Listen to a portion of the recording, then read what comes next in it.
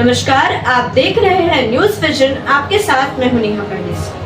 स्वागत है आपका न्यूज विजन में। आज 14 अप्रैल है और इस दिन को देश के संविधान निर्माता बाबा साहेब भीमराव अंबेडकर के जन्मदिन के रूप में जाना जाता है। संविधान की रचना करने के अलावा समाज में बराबरी लाने के लिए उन्होंने जीवन भर संघर्ष किया। वे अपने माता पिता के 14वीं संतान थे। उनका जन्म जिस जाति में हुआ था उसे महार जाति कहा जाता था और समाज में उसे अछूत और बेहद निचला वर्ग माना जाता था।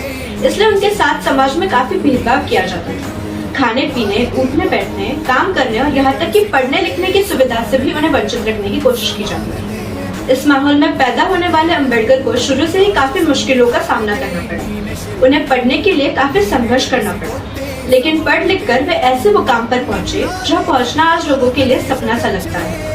उन्हें कानून विशेषज्ञ, अर्थशास्त्री, इतिहास विवेचक और धर्म और दर्शन के विद्वान के रूप में जाना जाता है। भीमराव अंबेडकर की शादी 1906 में हुई थी। उनकी पत्नी का नाम रमाबाई था। अपने स्कूली पढ़ाई करने के बाद अंबेडकर कानून की पढ़ाई करने के लिए इंग्लैंड गए, जहां उन्होंने अर्थशास्त्र व राजनीतिक विज्ञान में अध्ययन किया और कोलंबिया विश्वविद्यालय और लंदन स्कूल ऑफ इकोनॉमिक्स से डॉक्टरेट की उपाधि हासिल की।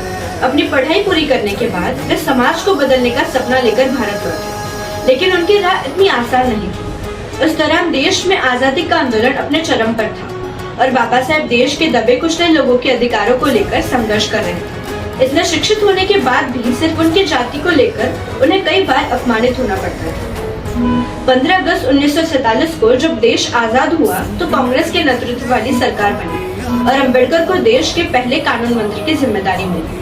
उस वक्त उनकी योग्यता को देखते हुए उन्हें संविधान निर्माण का कार्य मिला। 29 अगस्त 1947 को अम्बेडकर को स्वतंत्र भारत के नए संविधान की रचना के लिए बनी प्रारूप समिति का अध्यक्ष बनाया गया। संविधान में उन्होंने देश के मजदूर, दलित और महिलाओं के अधिकार पर विशेष ध्यान दिया। डॉक्टर भीमराव अंबेडकर ने कहा था, सही मायने में असली प्रजातंत्र तब आएगा जब महिलाओं को संपत्ति में बराबरी का हिस्सा मिलेगा और उन्हें घर परिवार में पुरुषों के बराबर अधिकार दिए जाएंगे।